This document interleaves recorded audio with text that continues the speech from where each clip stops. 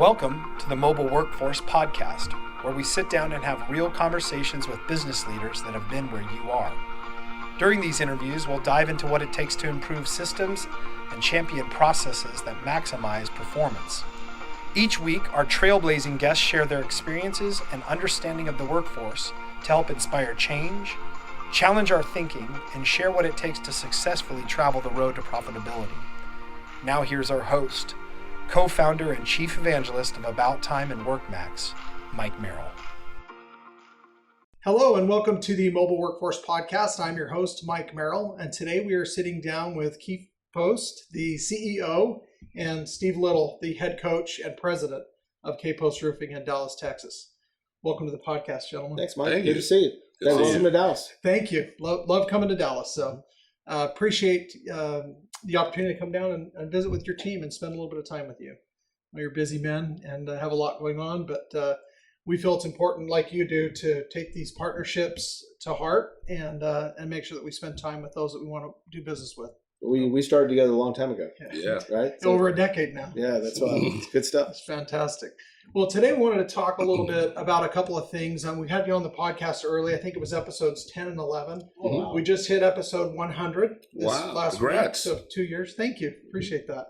So felt like it would be a great time to have you back on and talk about a couple of things that have been important to, I think, our industry most recently, and then also just to how companies can improve and adapt and maybe respond to some of the things we've been through these last couple of years. So the first one, talking about culture and how that plays into business every day. And then secondarily, how you've been able to adapt and work with larger clients through this model that you all have created. So to start off, when you hire employees, do you think just paying them the biggest wage is the secret to keeping them happy and keeping them around? No, never has been. Never has been. We've got a culture, and people do want to come here. And so once we can tell our story a little bit to them, we get them through the door, and they see what we have built. They want to be part of it. You can feel a vibe when you walk through our front door. We've been told this by numerous people. It's not something that we believe, but it's there. We do what we say we'll do, and we care about people, and we want them all to exceed and get better, and we want to make sure every person is the right person for the seat, and that way they meld together well and they help each other. So we're a very caring organization. Starts with Steve, Jane, and myself. It's what we are. We love to give back. We never think about we've given too much, or we just don't ever think about that. It's just, it's in our DNA. I love to teach.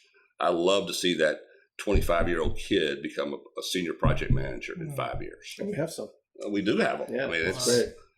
We've gone to the universities and gone to the construction management schools and hired the kids right out of there and then put them through a KPU university program.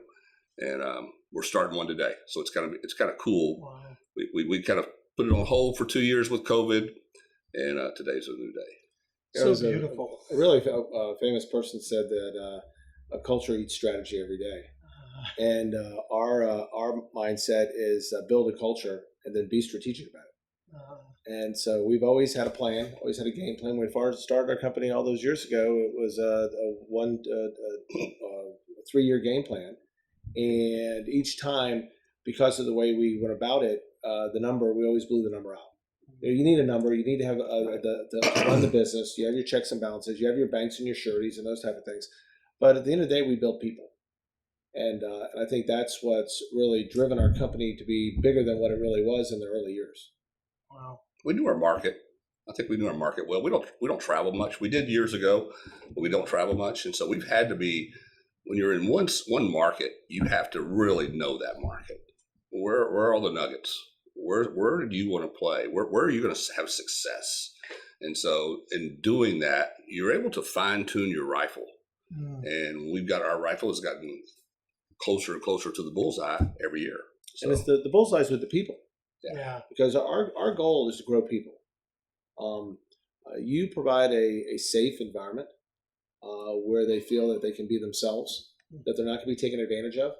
Your first question was, do you think you go out and you buy They pay the Right. biggest salary. Well, we Right. have never been driven by the lowest price of the contract or the highest priced person. Both of them come together. If you deliver value, then both internally and externally, then you're going to have a solid company that's sustainable. You're going to have solid clients that when they get into a pickle, they're going to call you. They have this project that they know is a fast track, difficult, multi-system, multi-level project, and they're just not going to call the Three Stooges to come do that project. They're Yeah. going to look at somebody like us and a couple others in the market that come together, and then who brings the best value. And so that's how we've started our company from the very, very beginning. Yeah, it's such a beautiful thing, and a testament to you all. And you haven't heard this. I shared this with some of your team yesterday. We were at a very large client here locally. They're 20 minutes down the road, and I mentioned that we were spending some time with you all today. And they said, "Wow, KPost, that's a great company.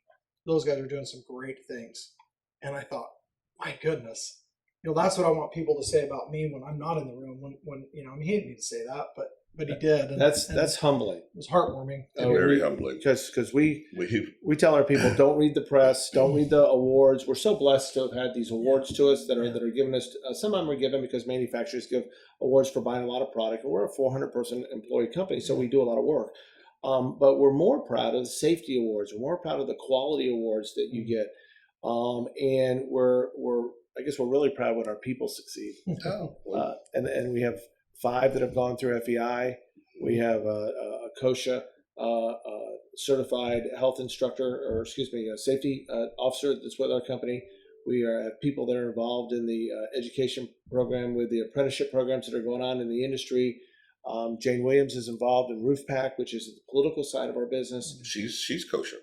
She Really? can train OSHA Wow. trainers. Wow. And her top person went to school on his own in our first years.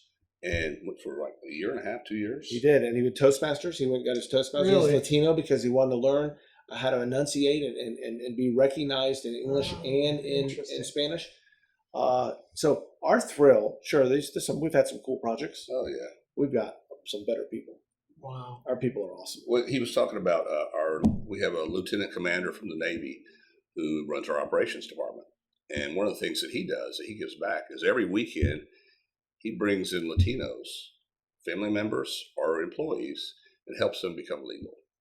And we have a plaque on the wall where I don't know how many people are. We're over 50 families, but what he uses is they have their green cards, so he helps them get their citizenship. Oh wow! Or they're going through. Honestly, he's been a marriage counselor. He's helped them buy houses. He's helped them get banking. They have people that are in Mexico that need some help, or in Colombia or Guatemala. And Thomas, this is his give back. This is his tithing to society. Wow. Is what he does. Does it on his own time on weekends. Oh, it's amazing. Ricardo Gonzalez years ago taught us a little bit about culture, and that was something big. And so in our shop, we have a flag for every nationality for employees that work here. And you don't realize the value of what those people see. They are proud. They're proud to come to work. They want to work here because they know we care about them. Yeah, it's about respect. I think at the end of the day, when we started the company, Jane was talking to us about how we were going to set up our safety program, which, by the way, she's our safety officer. She's our CFO, and she's our safety officer because she believes that safety should be a profit center, not a cost center. And then she wants to get the women and men home every night to their families. And so that's our drive.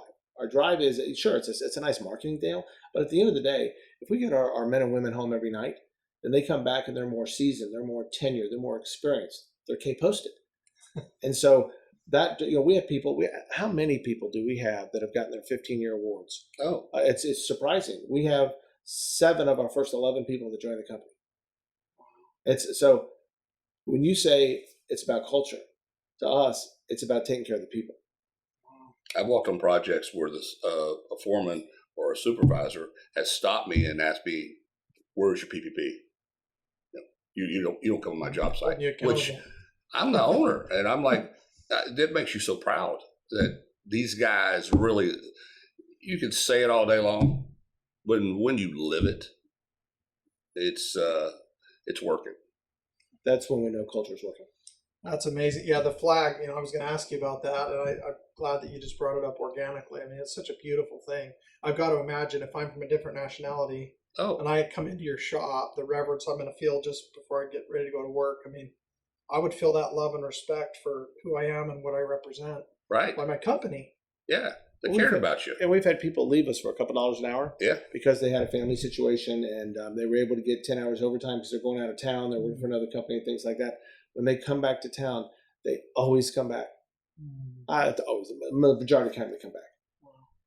And so we understand the family situation, the family dynamic, but we found Ricardo Gonzalez at an industry trade show. And so I think it comes back to when you talk about culture, we get involved in the industry.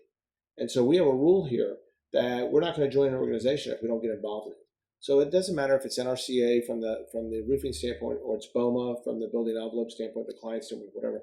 We're engaged in it. And so finding somebody like that, and we've hired a number of consultants through the industry through that you would typically find in a business culture, not a roofing culture. But fortunately, the associations have brought some of those people into our industry to elevate our industry to understand that we're a business.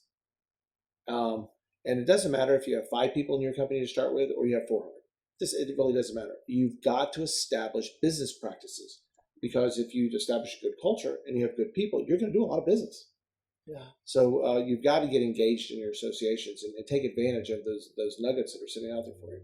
And your employees are going to want to do a much better job for you and take pride in that work because of how they feel about being a part of the company, right? We think so. We've had some success with it. Yeah, you can see it. It's there. And the training we do, not just the KPU programs, the hands-on training that we do constantly with all of our field people for either the service divisions, the metal divisions, or our projects divisions. It's an ongoing process that we're constantly, if we're looking at a new product, those manufacturers are in here, we're doing demonstrations immediately. We want to know what it is. We want our people to know what it is. Right. It's one thing for us to understand something, but I don't want second-hand information to them. I want it to be coming from the horse's mouth where they know exactly what it is. And I'll learn something else while I'm sitting there with them. So we live education. The factories are thirsty for it. Yeah, I mean, they want to come in. They have technical people they have on their staff. And most of the time you think, well, they're just to go to check up on us. No, sir. They're there to teach us, and they will come in voluntarily. Every week we have somebody here.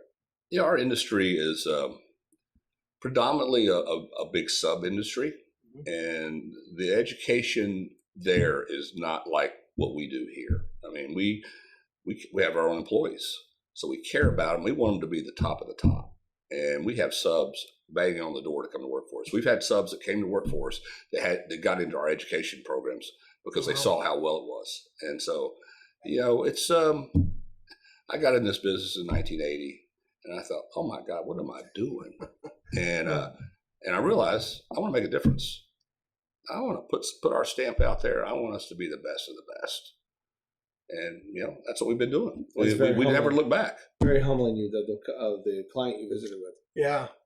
It really. I mean, be sure to thank them when you talk. Yeah, I will. And they're similar, but they know about. Again, you mentioned KP University. That's KPost University. Yeah. They're in concrete? Why does he know about that? Because he knows what you're doing. Because you're investing in the community. And our people. Well, Keith is very passionate about education. And as we get out of the day-to-day of our operation, we're spending more time mentoring. And so Keith and Jane originally had put together the KPost University program. And we've got a curriculum that we work from. They're tested. They have to do projects. I mean, you've got a really cool thing going there. It's fun. This one they're gonna build a new business. That's their project they got to do at the end of the class. This will be 16 classes, run them about 7 months, maybe 8 months. We'll go do field trips to places. We make it fun. We engage them. I'm going to pick on every person in that room. There better not be anybody on his phone. Unless they're using Kahoot to answer questions. That's the only reason they get to do that. Right. So it's passion. I love it. And you bring in people from the industry. Yeah, and you get so much back when you teach somebody and they come back to you and they show you they retain it, and that's everything for me. And just so the listeners understand, I mean, it's not just applying tar, paper, and hot melt and metal. And oh my gracious! What is KPost University? What is it? What are you teaching them there? So that we have some business classes. So we teach them how business was built.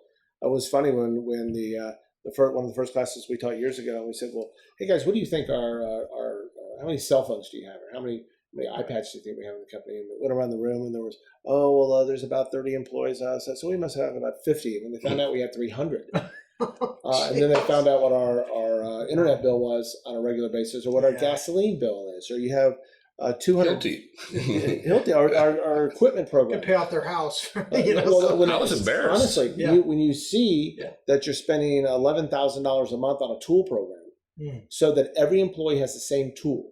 So if something happens to the tool, it's immediately replaced. It is insured. It's got a GPS. Wow. When you think about all the thought that went into that with somebody in our company, we're educating a project manager or an estimator or an admin or a foreman or a superintendent of the business. And that's one part of the classes. The other part is that we go through each of the styles of roofing, each of the segments of roofing, whether it be metal or slate or residential. We now have a residential division. We're now a solar contractor. We're the North Texas Tesla solar roof and power wall company, we just literally got that in July. So we're teaching that side of the business. You bring in like I said, you bring in people from the manufacturing side, and then our people are giving the presentation with them. Yeah, like Peter and the Barrage people are coming in, and you're that whole deal. Chris and it's very fulfilling. Being able to expand it. This is our 4th class, so we're in our infancy really, and every year we've gotten better. This year I think it's going to knock it out of the park. I think it's just we have so much data we're trying to fill into 7 months. But you ask what we do. We teach our industry. We teach how we fit in with the industry.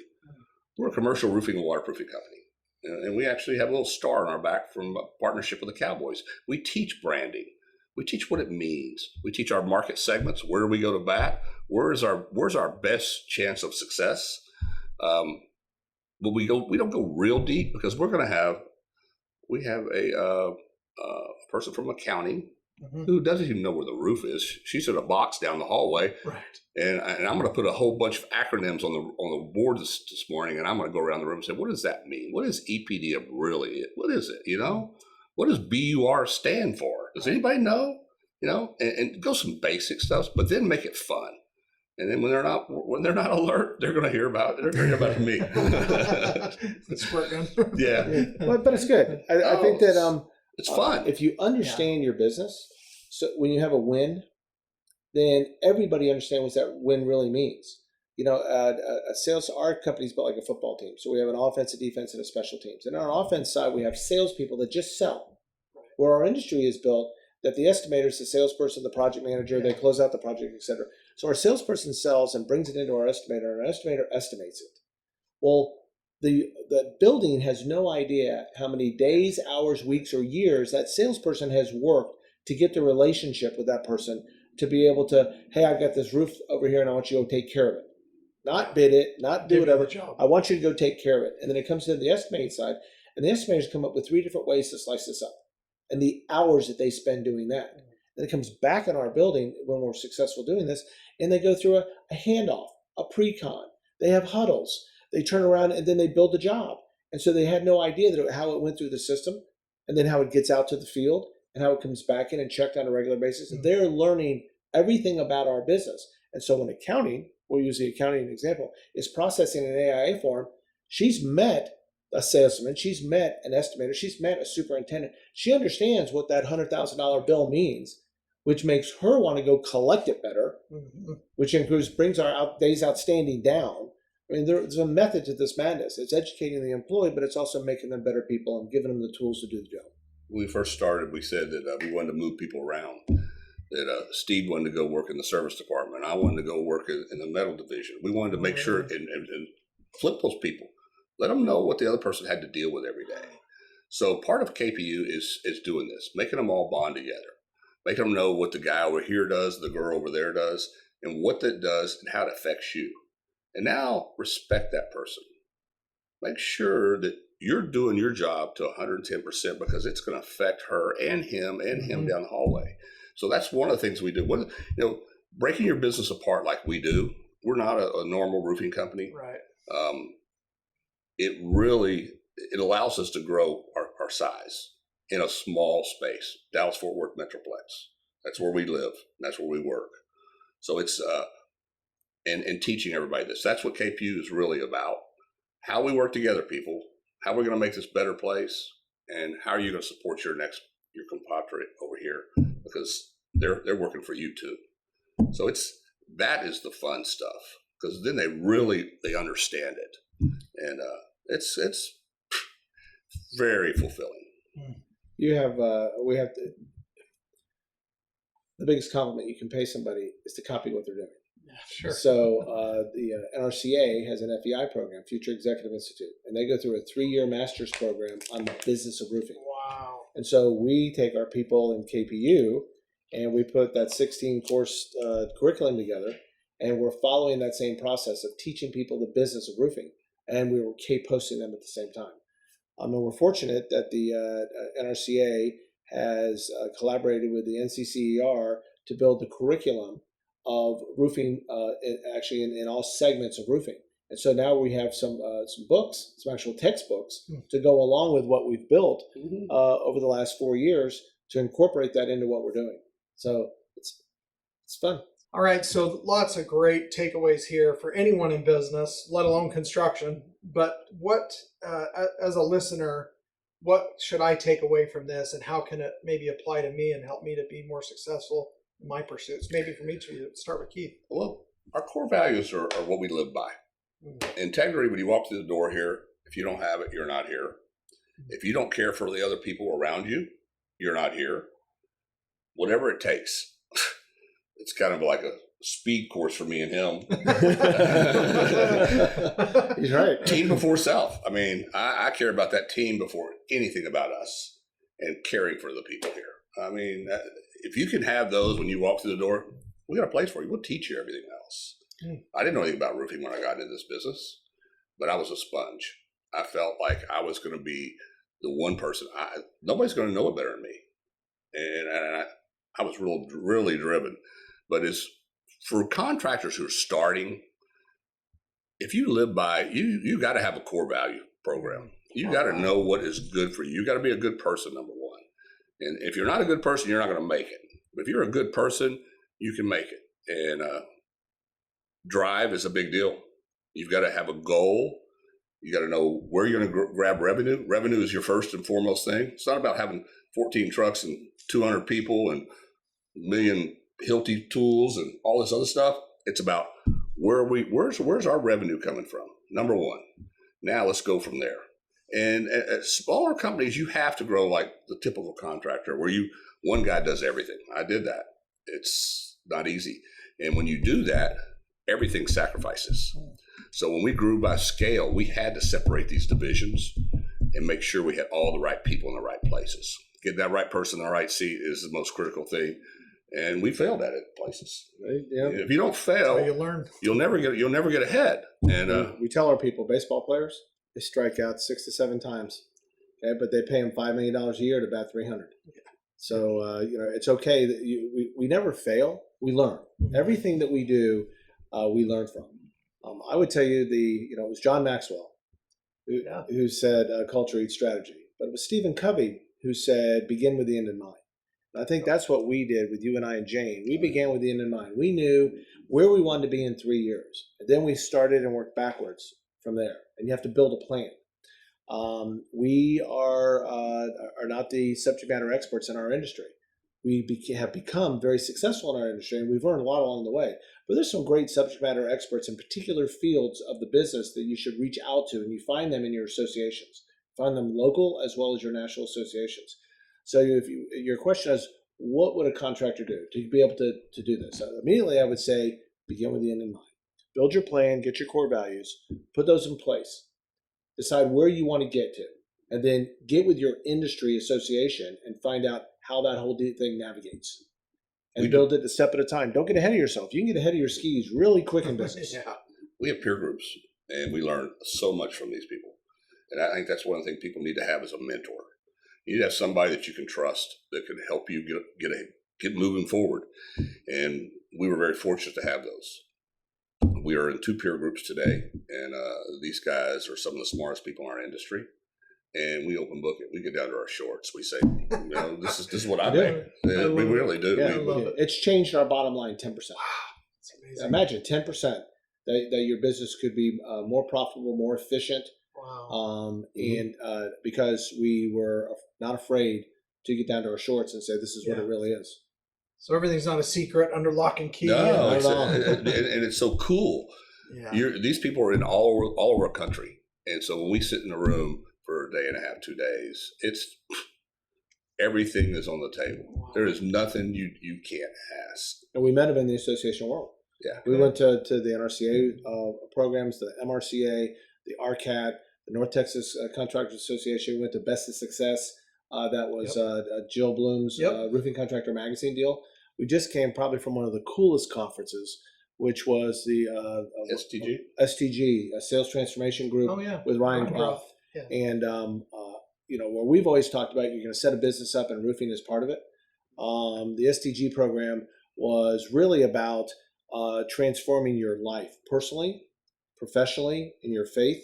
And whatever your faith is, it wasn't driven to any particular faith, but it was really understanding yourself and how you were going to apply yourself to your business. And they had some great speakers, and there was a lot of sharing going on. From day 1 to day 3, you found on day 3 people really networking and sharing and talking about things that work or didn't work for them. So build that plan, get your core values, and then get out in the industry and meet other people. And like Keith said, one of our biggest changes was 10 years ago when we got involved in peer groups. Yeah. Great partners, like brothers to us. So it's really helped us vault forward. And now we're able to sit down and not work so much in the business, but on the business. And we've got a great group of people here that are just going to be future leaders. It's beautiful. Amen. Beautiful. Well, thank you for sitting down with me today. I appreciate it. It's always such a treat for me to come and sit among you. Mike, it's always great to see you. Yeah, Mike, thank you. Thanks. We'll do it again. Okay. Thank you for joining us today on the Mobile Workforce Podcast, sponsored by About Time Technologies and WorkMax. If you liked the conversation we had today, or were able to learn anything new or helpful, please make sure to follow us on our WorkMax page on LinkedIn and on Instagram at WorkMax_. And subscribe to the show on iTunes or your preferred podcast platform so you will never miss another insightful episode. Also, if you enjoyed the podcast, please leave us a 5-star rating and review and share the show with your friends and colleagues. Your support means the world to us and will allow us to continue providing impactful information with others looking to improve their results in their business and, in turn, their life.